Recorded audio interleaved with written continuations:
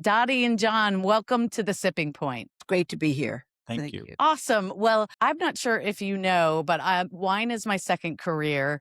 And previous to that, I sold software. So my entry to wine was going to these fancy restaurants and having to order wine and feeling super intimidated by it. And so the reason I wanted to study wine was really so I didn't embarrass myself and so that I would pronounce things correctly and kind of get the whole gist of what was going on in wine service. And I always read your column nonstop. I was a huge fan. I have cutouts from it. And so this is a real honor for me to interview you guys. And what I think I really loved about you, because I then went on to do training with the American Sommelier Association and the WSET and the Court of Masters, is that you never talked down to anyone when you were doing your wine education and articles, and you made wine seem less intimidating. How do you see the wine world today, given that you guys are really the ones that kind of started that way back in 1998? It's great to see this flourishing. There's so many voices now. There's just so much information, and it just feels more inclusive. There's been a lot of hard work getting there, and we're still not where we should be, but we're so much better than when we started. There are so many choices today. It's just great. That is so true. And one of your big things, John, that you and Dottie created was Open That Bottle Night, which is, I think, the last Saturday in February. So the date may change. And you really encouraged folks to open that special bottle because we kind of go places and maybe we buy a bottle that we're squirreling away for an anniversary or a special birthday. But sometimes we get busy and never drink them. So tell me what was the aha moment that made you start Open That Bottle Night? When we started our column in the Wall Street Journal in 1998, the one question that we were asked over and over and over again was, I have this one special bottle. My grandfather left it to me. I got it at an auction. I got it on vacation. I've kept it for a long time. When should I open it? When's the perfect time? And we always said, you know what? The perfect time is this weekend. Just open the bottle, celebrate the memories. But then we realized that was easier said than done because these bottles have been kept a long time. So we decided, you know what? Let's all do it together. Let's just set a date and we'll all open the bottle at the same time. And we thought some people might get into it, but it turned out that it became a worldwide event. And people all over the world have been celebrating it ever since, which is really wonderful. It really is. And now that I'm thinking about it, there are a couple movements recently to try to encourage people, maybe inspire people to drink wine and share it more regularly. So Share and Pair Sundays, which is going on right now, and then Come Over October, sort of born from the same organization. But the whole idea being maybe that we should have an Open That Bottle Night every month. I don't know. No one is promised tomorrow. Open those bottles as frequently as you can. We still have Yes. a hard time doing it, but that's what we believe. Open them. Let the genie out. True. And there is, this thought by a lot of wine lovers that every wine is going to get better with time, which sadly is not true for all wines, and especially affordable wines, which tend to be, should really be drunk within 1 to 5 years, some reds 1 to 7 or so. So it is heartbreaking when people come to me and say, oh, I have this Bogle Merlot and it's 20 years old. And I'm just like, you know what? Open it. It might be fabulous. It may be a lesson in, why you should have opened it 10 years ago. But I think it's a great inspiring tradition that, continues. And so I thank you for that. So you've been writing together as a duo and a husband and wife duo for decades now. So you've written probably, you don't even know how many articles that you've written over these years. What do you do? Anything different now that excites you? Has your process changed? Well, when we wrote for the Wall Street Journal, we blind tasted at least 50 bottles of wine per column. We don't do that anymore.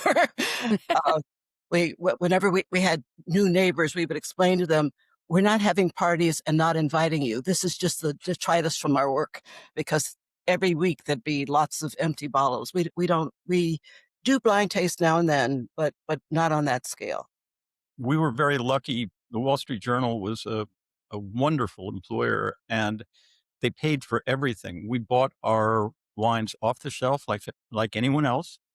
We didn't Mm. go to special events, and that way, when we tasted bottles blind at home, we were tasting the same bottles that people could buy off the shelf, and that was really special, but we could do that because the Wall Street Journal paid for all of the wine. Really is nice. But it's a great point because I feel like I'll even go to some trade tastings, which people, if you're listening, means you're in the wine trade and they invite you to come walk around and taste and talk to producers. And you'll have something fabulous, but it's not even imported into the US yet. Or maybe it's a $300 bottle Cabernet, which is, to me, it's fabulous. It should be. But, I don't know if most of my listeners are going to be in that price point. So I think that's so great that you were going into the real shops and seeing what's on the shelves and really available. Because some wines are only allocated for restaurants or other places, and you really can't go buy them in a store. That's Right. right. And it's important to keep in mind that while no good wine is available at every store in America, good wine stores are a treasure because they have all sorts of interesting stuff and usually will have someone who can talk to you about it and tell you what's new, what's different, what you should be trying. So finding a good wine store with someone you can talk to in your neighborhood is absolutely key. It is, and I think it's a great training ground. When I did my initial wine studying when I lived in New York City, I took a job at Astor Wines, and that was my first wine job that I had in the industry was, helping clients that would come into the shop and helping them find what they wanted. And because it's one thing to learn from a book and study all these regions and wines and be able to recite all the cru villages of Beaujolais. But it's different when people come in and say, I'm really looking for a sweet white. And then when you dive in a little deeper, they say like a Chardonnay. And so you kind of have to diagnose what they're really asking for because sometimes to a consumer, sweet means fruity, not necessarily sugar. So I do believe when people ask me, how you find great wine, I agree with you. The best way is to find a great independent wine retailer that have people that are knowledgeable and know what's on the shelf. Astor is still a good store. Yes. Good. I was gonna say, do you have a favorite store in New York City, or will that get you in trouble? We shop widely.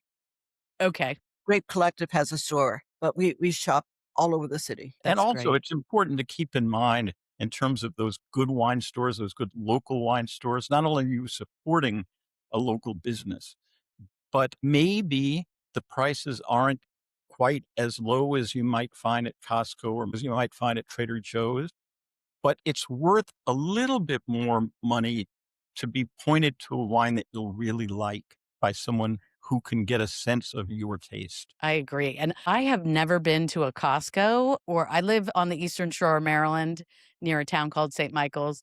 If you ever want to go away for the weekend and be on the water, this is a great place to come. And we have a lot of great small shops. But in Maryland, you can't buy wine in a Costco or a Trader Joe's. So I have not seen the phenomena that is Costco wine. I understand it's a big deal. And obviously, there's so many people on Instagram making videos about, all the great wine finds. Is that available in New York too? Or No, it's not available in New York. We had to go to New Jersey to go to a Costco. And okay. the time that we did, Costco was the largest seller of champagne in the country. It's Wow. amazing. Yeah. Yes, I've heard I need to try the Kirkland's champagne, but I've yet to have it. And there are all sorts of wines at Trader Joe's and at Costco. Try them. You might love them. You just Mhm. you don't know about any wine until you pop the cork. Well, you guys are doing great columns now with the Grape Collective. So, can you tell us a little bit about, Dottie, what you're doing at the Grape Collective and how people can interact with that and read your new stuff? I was one of its first hires. We write every other week, and it's grapecollective.com. John and I bounce things off each other. We will write together, argue about things together. He'll write through me, I'll write through him, and we just go back and forth until we both like the outcome, And which and so our column is at grapecollective.com. We also post pretty regularly on Instagram at Dottie and John. And if people want to contact us, there's this thing called email that people don't seem to use that much anymore, but we have an email address that's OTBN, like open that bottle night, otbnwine@gmail.com. Hearing from Perfect. people and hearing what people think is absolutely key to our column, always has been. So it sounds like the idea for your column might come from Dottie, it might come from John, or it might come from somebody emailing you a question about wine. Is that the process? Really, you're not sure where it's going to come from, but when the idea strikes, then there goes the column.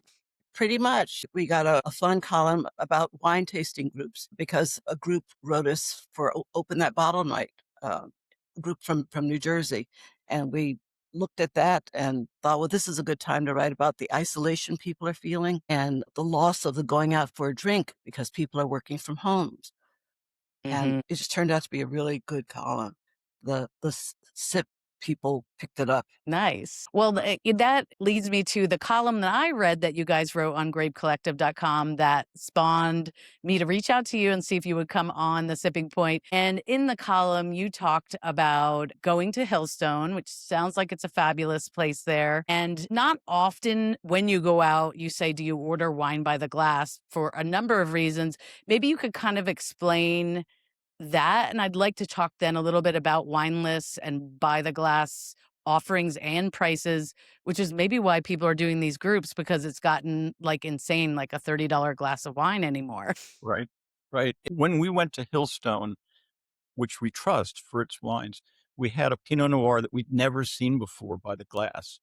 And it was so good that when we came home, we ordered more. That's such an important part of the wine journey.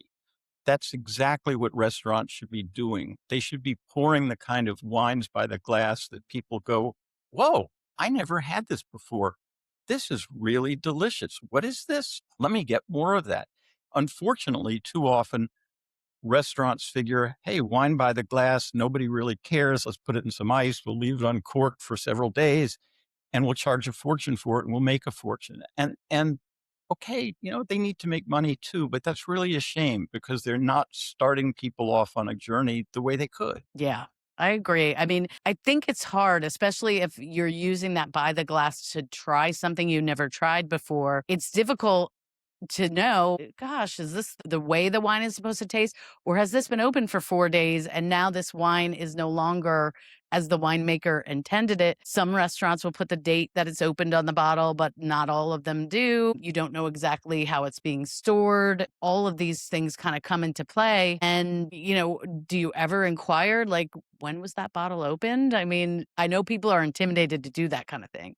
We have in the past, but now we sort of routinely scan the bar and see what the storage system is. If something doesn't taste right, we often don't challenge, but we have in the past asked, when was this open? And a lot of places don't take that question lightly. Yes. There's always pushback. But smart people will say, you know, you're right. I'll open a fresh bottle. One thing that we like to do is to see the bottle that it's being poured from. We could see the fill. We can see if it's been cold for a while, if there's condensation on it. There are all kinds of things that we look for. Think about how many times I think all of us have gone to a restaurant and we're at the bar and we say, so what's your white wine by the glass? And the person behind the bar will say Chardonnay. It's like, okay, More? any more info? Right. That's not good. Yeah. Yeah, that is not good. And I've done a bit of staff training at restaurants, and I think it is a challenge that not all restaurants will have a regular wine staff training so that the staff learns about the wine. And actually, I as long as everyone's 21 and they, are allowed to consume wine, I feel like at least everything that's on the list by the glass, everyone who's serving selling that wine should have tasted at one point because obviously if it's one of your reserve bottles that's a $500 bottle, that's unreasonable, but at least they should know that the Chablis tastes totally different than that California Chardonnay that you have by the glass. Have you ever worked with any restaurants as far as wine lists or with staffs? No, we're consumers. I love That's it. our thing. Well, in the article, one of the reasons why you said you felt motivated to order by the glass that night is that you were bringing a bottle of your own in and using the corkage program. So, Dottie, if people don't understand what corkage is at a restaurant, just kind of let them know, how does it work and why is it such a great advantage? And then also there's an etiquette to it as well. There is an etiquette to it, and that's one reason. Corkage is the amount of money that a restaurant charges you when you bring in a wine from your own collection, and we believe that that wine should be something that is not on the restaurant's own list. We think that that's a no-no. If it's on the list, Mhm. then you should buy it from them. But what you bring should be special.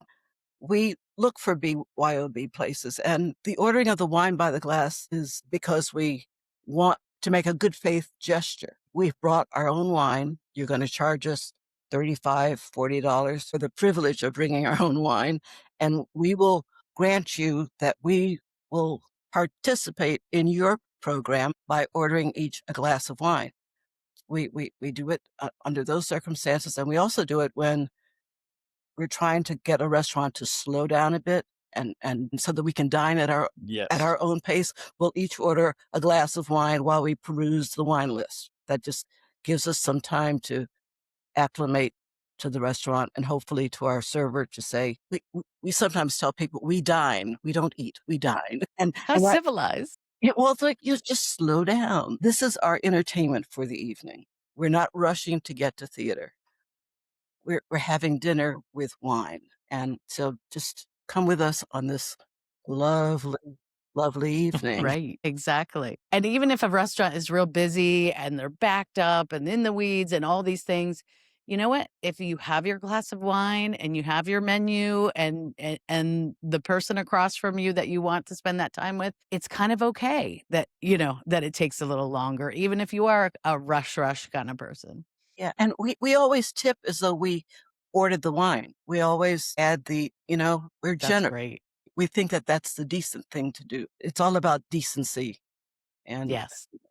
taking care of each other. So is there anything, John, you can start, but Dottie, if you have thoughts on this too, that you go into a restaurant and immediately you know that they're taking their wine program seriously or maybe not seriously? What are the keys to you? Is there anything that would make you sort of walk away that, nope, this isn't going to work out? The very first thing we do when we look at a wine list is just really quickly, are there a bunch of wines on this wine list that we're not familiar with? Right off the bat, it's like, ooh, this is interesting. Someone cared about this.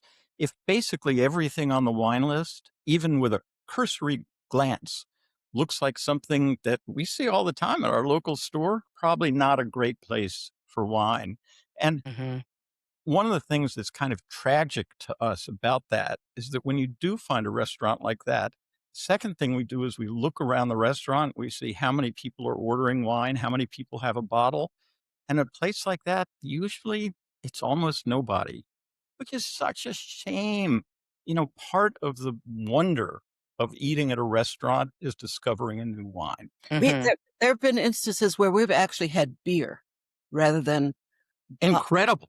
I love that because people always ask me if I'm in a wedding or maybe it's an other event or restaurant, whatever, what do you think of the wine? And I said, if you see me drinking beer, you know what I think of the wine because that's kind of where I would go as well. And the other thing I would say, and I will see how passionate you guys are about this, is if I see those big, chunky, low rent wine glasses, that sort of turns me away because I don't want to get a really nice wine and taste it out of a glass that's maybe not going to show the wine as it should be. Because, you are paying 2 to 3 times the cost of the wine, depending on what it is. Have you ever walked away because the wine glasses are horrendous? We have actually written about wine by the glass and sat down at a fabulous restaurant and told the server that we'll be having a wine by the glass, and they've taken away the nice glass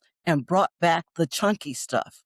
Actually taken away a nice glass to bring back this industrial grade And we thought, well, so that's what they think of their wine by the glass program.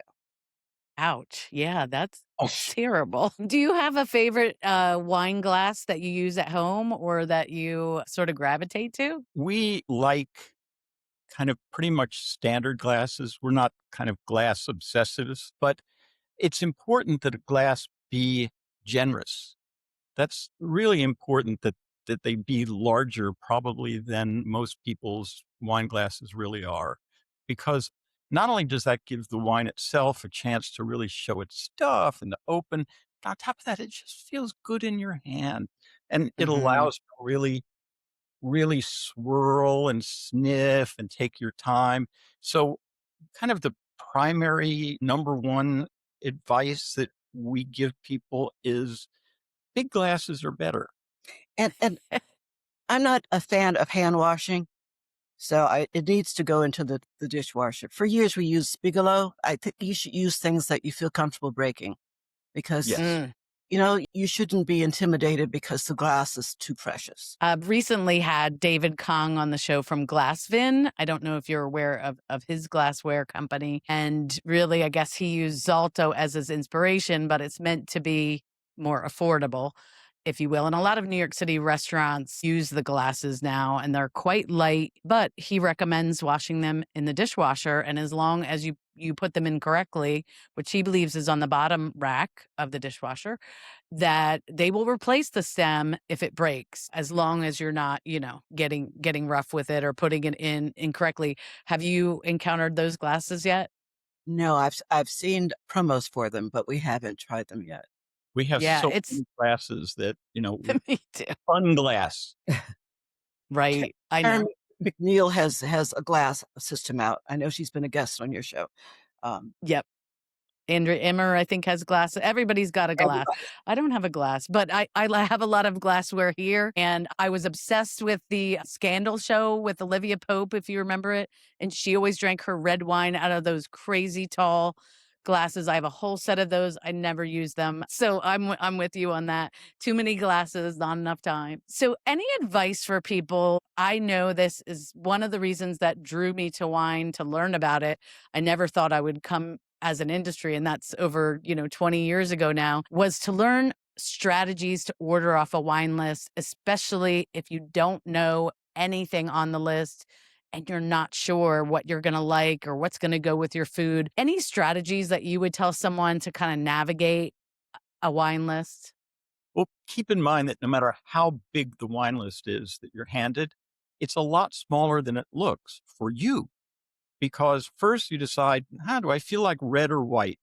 Suddenly it's cut in half, right? Then you decide, what am I willing to spend tonight? And be generous here about how much you're willing to spend. Okay, what am I willing to spend? Whoa, cut another half. Then think about, what is the wine list really strong on? If it's mostly Italian wines, they care more about Italian wines. That's where you want to go. And then finally, of the ones that are left, and there won't be that many, what have you never seen before? What have you never heard of before? And now it's really small.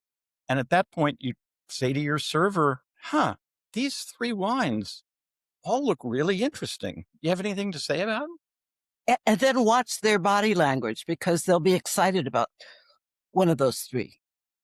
Yes. You know, Exactly. you can just pick up on stuff like that. Right. I mean, the body language thing is really critical, because they may start kind of with rote stuff of, this is from the hills of Tuscany, and then at some point it'll be like, and the winemaker was here and I met him, and it's like, There's a that's the one you story. want. There's a There's a story. story.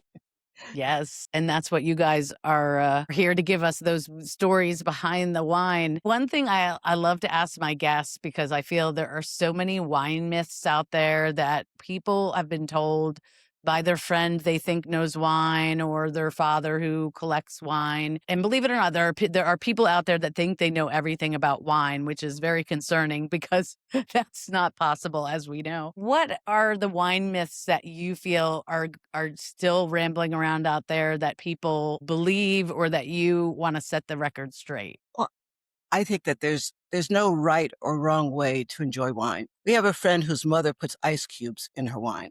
Now, we just quietly make a mental note. If she comes over to our house, we will not open anything fine for her. But I wouldn't tell her, no, no, no, don't do that. People come to wine at different places. Our first wine was Andre Cold Duck. I know yours was in a box. You know, Yeah, people right. come from different places with wine, and they need to be comfortable enjoying it the way they are comfortable enjoying it. So I try not to be judgmental about that. And I would say a huge myth is that price and quality are related, and they're not. There are outstanding wines from all over the world these days that are very, very reasonably priced. There are also wines that are very expensive that we just don't like at all. Hmm.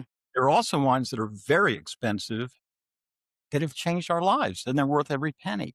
You just can't tell by the price tag.